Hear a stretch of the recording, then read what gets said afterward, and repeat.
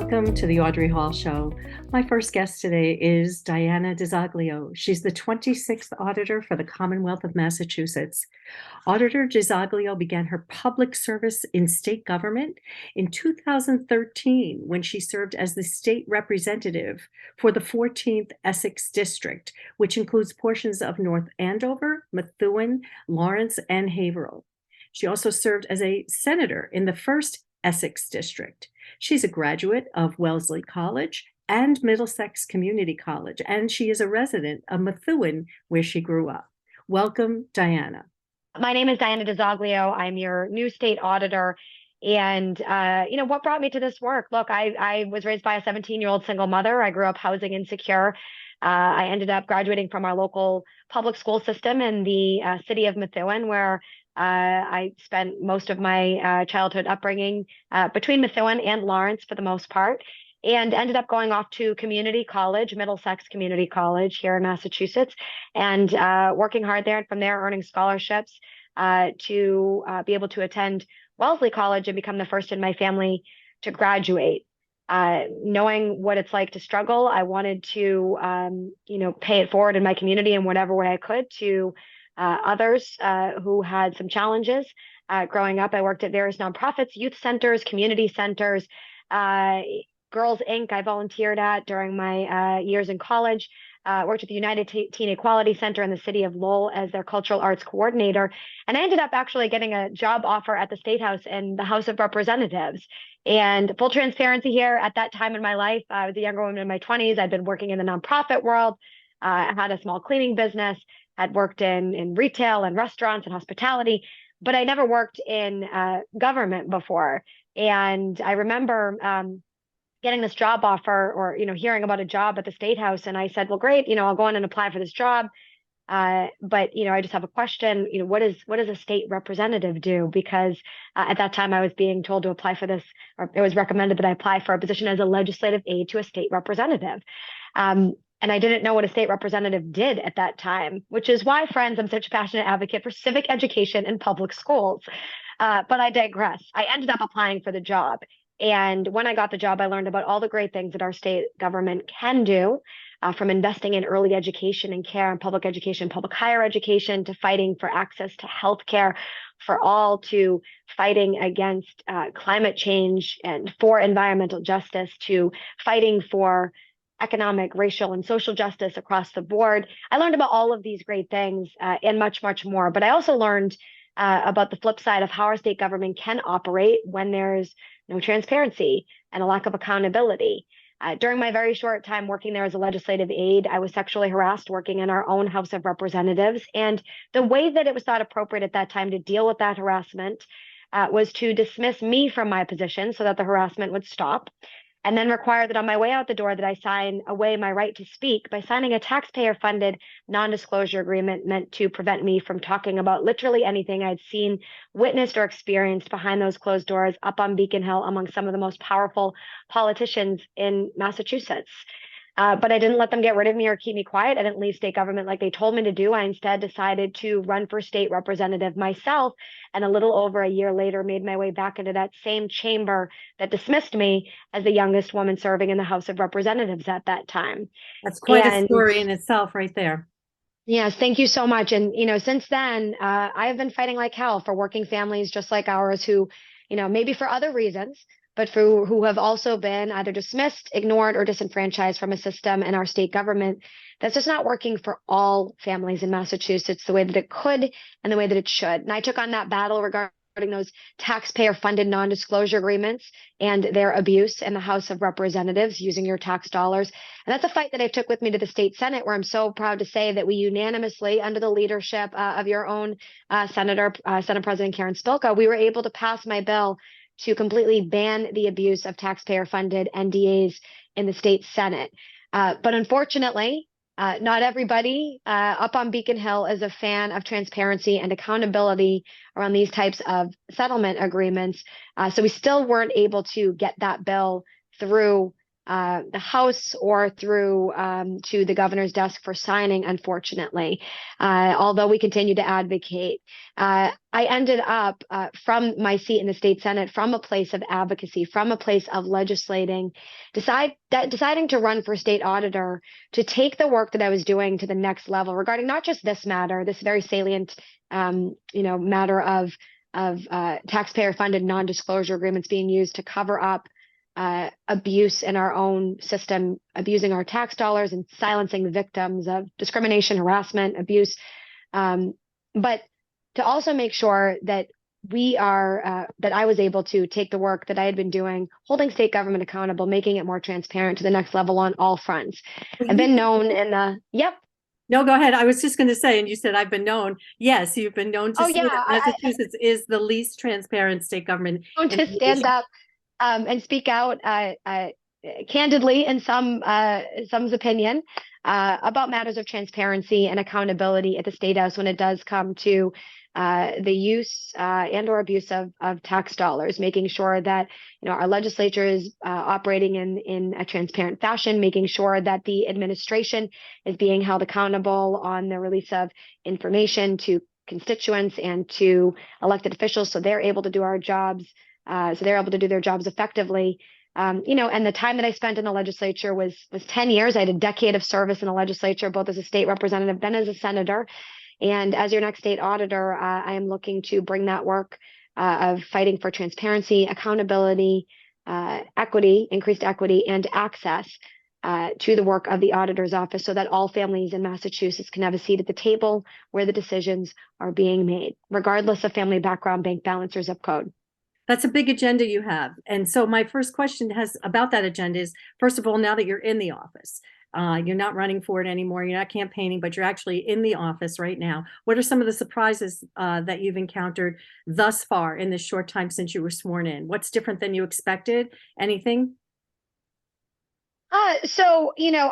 It's taking me a little bit longer to get to know all of the staff, and I think that a lot of that is due to the new, virtual world that we're living in, where there are hybrid models across state government being implemented now. So I have been making my way around to the different offices. We do have several offices statewide, and I've been making my way around to meet everybody. That's been taking a little bit longer, probably because I'm a little bit chatty, as you see. But so those conversations might be a little bit longer. So that's taking a little bit longer. But there haven't been many surprises. The staff has been great, very welcoming. And, there have been audits that were already ongoing that we are continuing.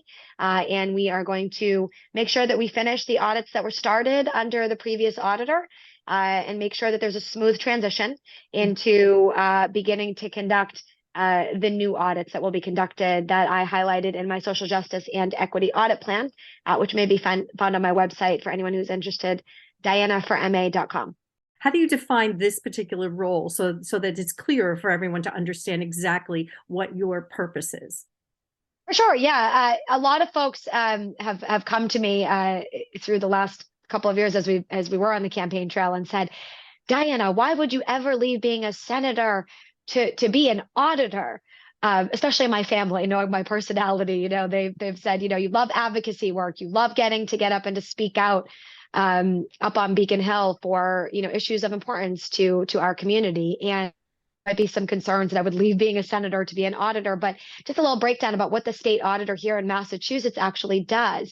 She is the watchdog up on Beacon Hill. She is the one who is responsible for standing up and speaking truth to power, regardless of party affiliation, to make sure that working families like ours have access to and accountability from our state leaders.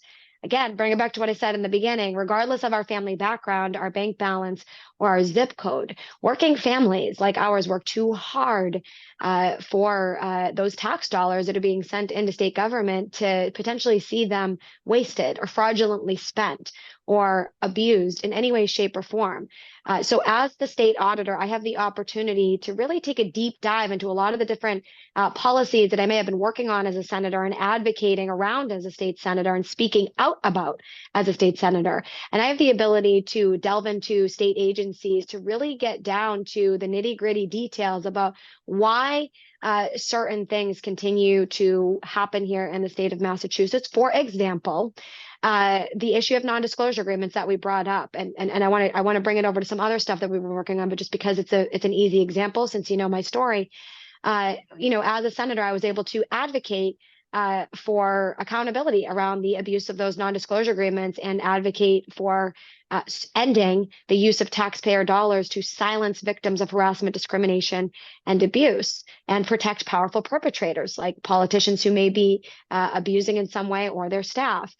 As your next state auditor, so excuse me, as your next state auditor, I've only been in for a couple of weeks here now, but as your current state auditor, we are going to begin to actually conduct an audit of these taxpayer-funded NDAs, where we will have the opportunity to see how much has been spent on the use of taxpayer-funded non-disclosure agreements, and to see what agencies they may have been used in, and really bring some accountability around that matter to to help to let people know how their tax dollars are being spent and if they're being abused. I also just want to bring up, yeah, go ahead, Audrey. No, I was just going to say that you, on the campaign trail, you said that you would begin with an audit of the state legislature. Is this specifically what you're talking about, or does this go even further? Yep. So we thankfully don't have to just do one audit at a time. So I'm beginning with my entire social justice equity audit plan, and we will be conducting an audit of the state legislature as well. And all these things are getting prepped right now. As we speak, we've been working on making sure to fulfill those commitments to conduct the audits that we did promise on the campaign trail. And certainly that might be part of that. It might be something separate, but those things will be looked at across the board in state government. I think about another issue such as diversity in state contracting, for example. Less than 1% of our state contracts in the state of Massachusetts go out to minority businesses. Now, here in Massachusetts, we spend billions and billions of dollars on state contracting and on shopping out those services to the private sector. And what we are witnessing here is that, again, less than 1% of those contracts are going out to minority businesses. Friends, that's unacceptable. We need to do better here in the state of Massachusetts, and we need to make sure that we are engaging in thoughtfulness when it comes to our procurement processes and RFPs across the board. So I did commit to conducting a state audit, whereas in the Senate, I was able to advocate for the passage of legislation to assist in these matters. As your state auditor, I will be conducting a formal audit into our state agencies to see what the process looks like regarding RFPs, regarding procurement, regarding state contracting, to assist with more equitable access to those state contracts to help increase diversity, equity, and inclusion in the process. Massport has a model of, they have a 25-point inclusion model. I actually spoke with one of the people that helped to write that model, and they've seen some success in the implementation of that model to help diversify their state contracting over at Massport. And we were thinking that we could start with doing an audit of other state agencies to see what models they've implemented, and then maybe do a comparative analysis to see where we can do better and where the shortfall is and where the gaps are, so that we can work together to fix them. So you said, and you mentioned your 17-point social justice and equity plan, and you also mentioned that you can do more than one audit at a time.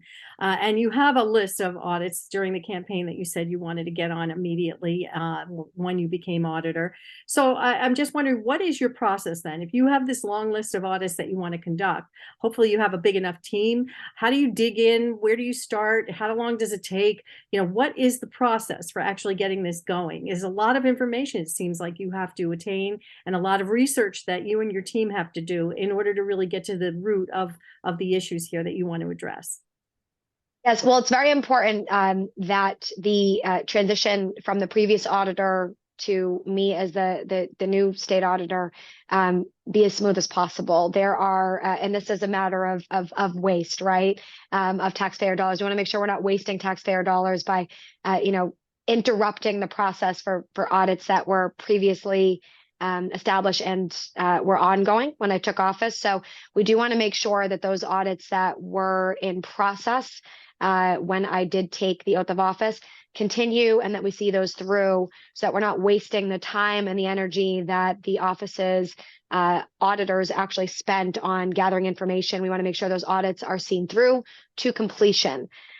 So we are working on making sure that that occurs, and there are several audits that are taking place that we want to make sure we're, fully seeing through to the end. And in the meantime, simultaneously, we are incorporating the audits that we did commit to doing. We will be, for example, we are going to very shortly be beginning to conduct an audit of the MBTA regarding safety. This is something that was on my social justice and equity audit plan regarding matters of transportation. We want to make sure that the MBTA is held accountable regarding issues of safety in particular, in all areas, of course, but in safety in particular is the area I committed to look at first. And I've actually gone before the state legislature with a bill that I have proposed. We are still able to propose pieces of legislation from our office, which is really exciting. It's one of the reasons why I was excited to, like I said, bring that work to the next level through the work of the auditor's office. So I did present a bill to the state legislature that was actually filed by myself. It was filed by Senator Liz Miranda and by Representative Chris Worrell, both out of Boston. And we are seeking to establish a permanent MBTA audit unit within the Office of the State Auditor's Office so that we do not just necessarily see a one and done type of audit, which is not going to prove effective in the long term. If we want to see long-term results occur when it comes to increased accountability at the MBTA. That'll be a dedicated team? Yes, it would be a dedicated team. And certainly, we can take auditors from different areas within the team and put them on an audit for the MBTA. But we believe that it would help tremendously when it comes to increased accountability and transparency regarding the happenings at the MBTA. If we did have a dedicated team where folks were able to, really get to delve into the processes and procedures over there and have a continuum going of those audits that were happening. So we're going to be starting with an audit of the MBTA regarding safety very shortly here, and also fighting for that legislation to pass to make sure that we can continue with those audits of the MBTA. And even for folks, at home who may be, watching today thinking, well, I don't, really ride the MBTA. What does that have to do with me? We all pay for it, right? So it is a system that is breaking down, that has incredible safety concerns across the board. And we are all paying for the failures at the MBTA through our tax dollars. Those tax dollars that get sent to state government, they're being spent on a failing transportation system right now. So we really need to make sure that we have increased accountability there to make sure we're protecting your tax dollars. What would be the size of that team and in comparison to your total team? The size of the team will depend on the funding from the administration and from the legislature. We have been in talks with the administration and my colleagues in the legislature about funding that would be appropriate. Right. And we will be continuing those conversations. We look forward to seeing what the governor does include in her budget proposal, which we got a quick preview about, I believe it was yesterday or the day before, right around that time, and got to see that they are looking to increase things like Chapter 70 funding for local schools and unrestricted government aid to our local cities and towns, which is good news. But definitely we'll be asking for that unit to be funded. What is the size of the auditor's department now? What is the size of it?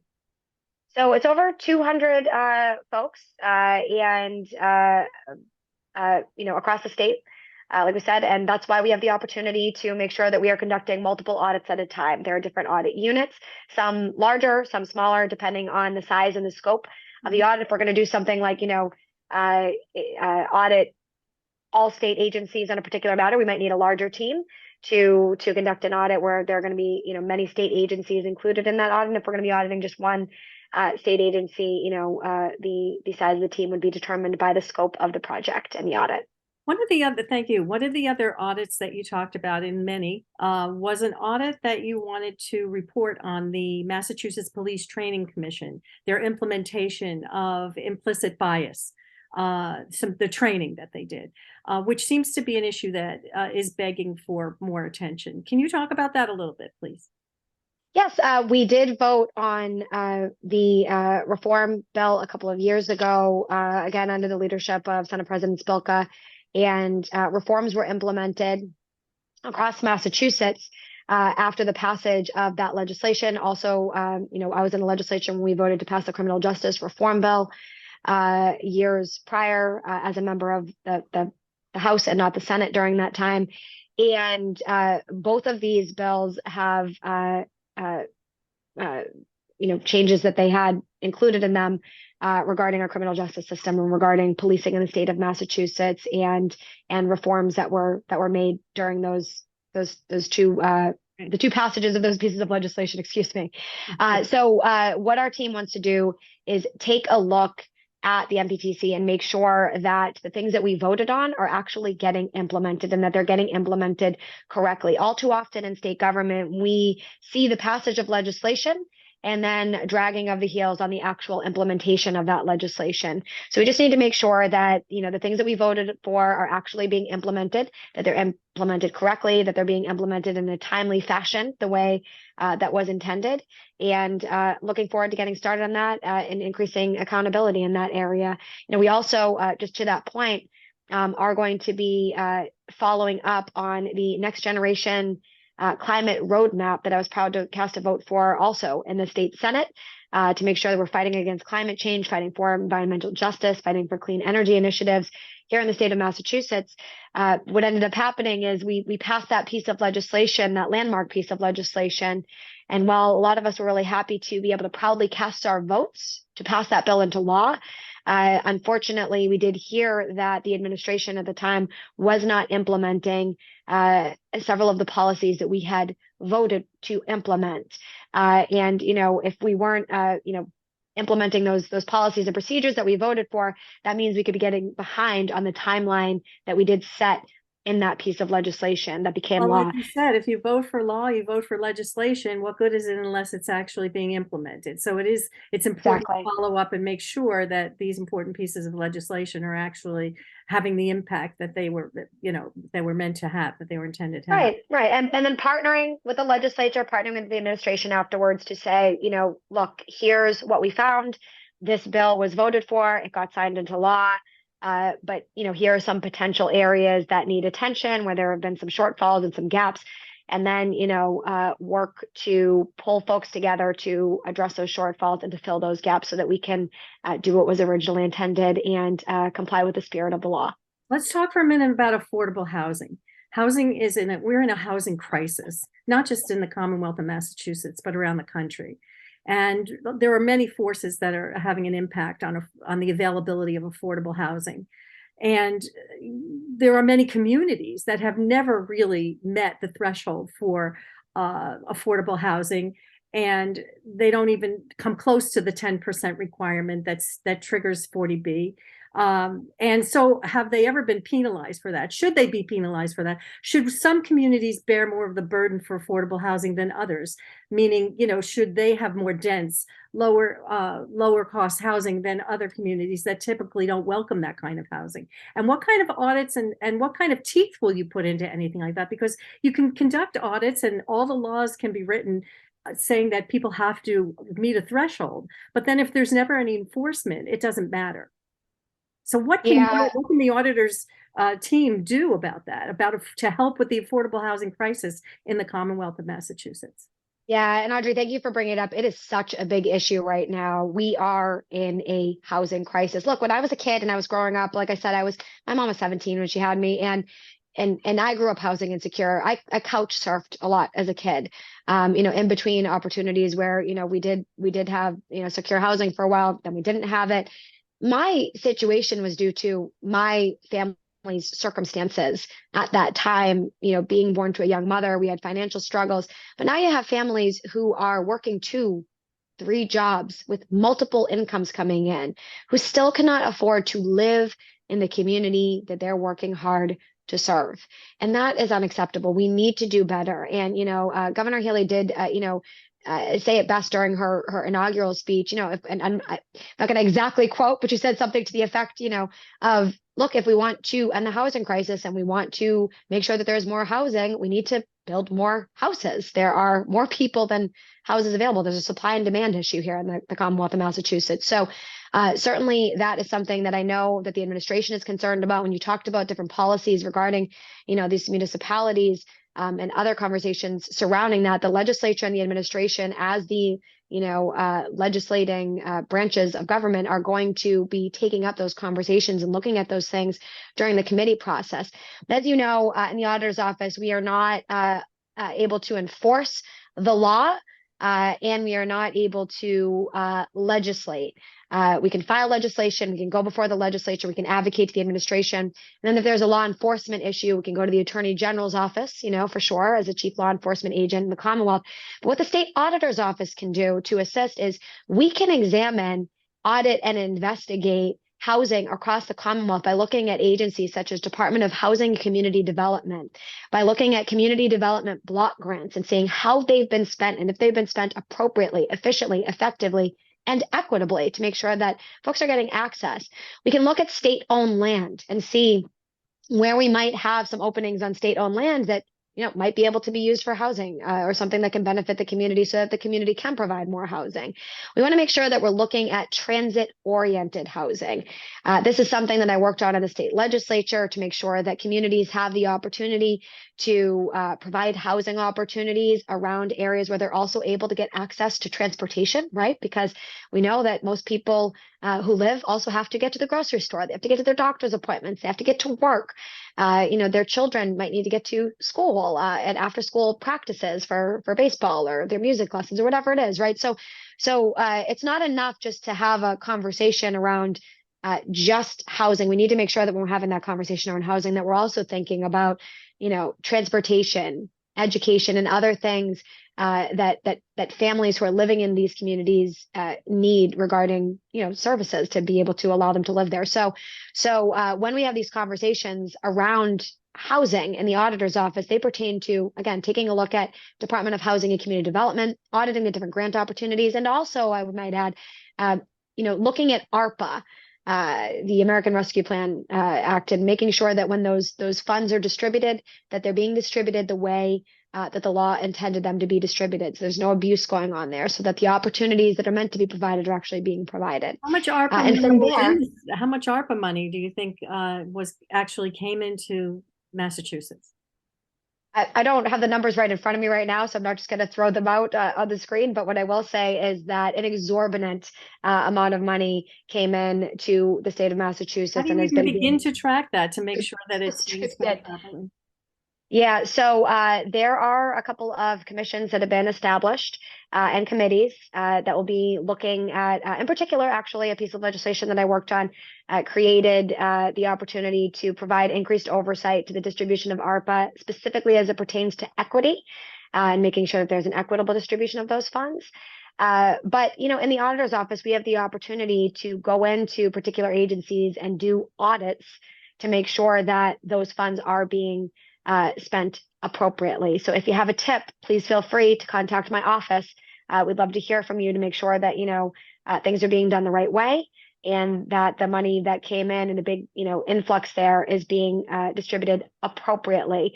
When you have exorbitant amounts of dollars coming in, it does increase risk for the distribution of those dollars. When you have that big influx like that, that's unprecedented.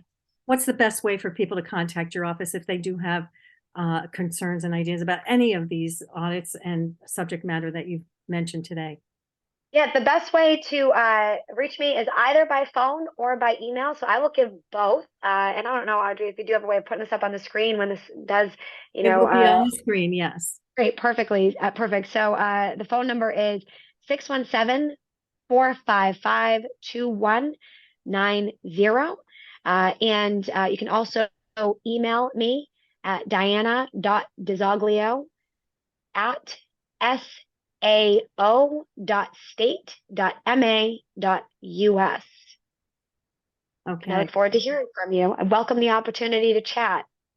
Well, I think you're going to be a very busy auditor, and it sounds like you have a very robust agenda, and all for good purpose and good service to the community and all of the residents of the Commonwealth. So thank you so much for making the time to be here today to just give us a glimpse of some of the important issues that you'll be working on and some of the reasons that you're motivated every day to show up and do this work. It's greatly appreciated. And I want to thank you so much for being here today.